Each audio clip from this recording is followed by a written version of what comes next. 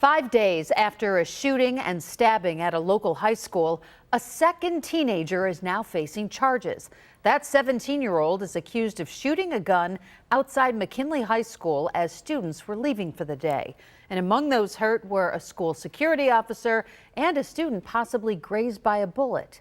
Thanks for staying up with us. I'm Mary Alice Demler. And hello, everyone. I'm Scott Levin. The third victim, a 14-year-old, is also still recovering after being stabbed 10 times. 2 on your sides, Leanne Stuck joins us now in studio with the latest on the investigation and the charges this second student is now facing. Leanne. Yes, Scott, Mary Alice, another 17-year-old who is a McKinley High School student has been arrested and charged in connection with the shooting portion of the violence that happened at the school last week.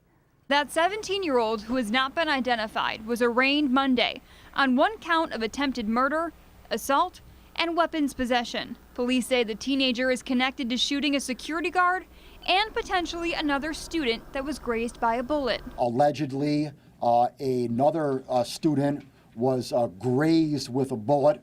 That investigation, or that portion of the investigation, is continuing.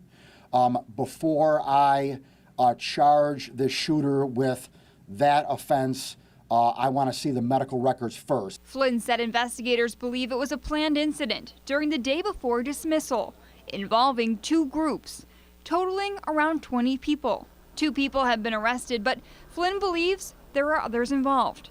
We are obviously still investigating who was involved with the first 17-year-old in regard to the beating and stabbing of the 14-year-old victim. We believe there are others involved. I am not going to quantify others. Both weapons, the knife and gun used during the incident, have not been recovered by police. Flynn was asked if the student charged had the gun during the school day. Whether or not second 17-year-old today, when he brought the gun to the school property, at this point, we're still investigating that.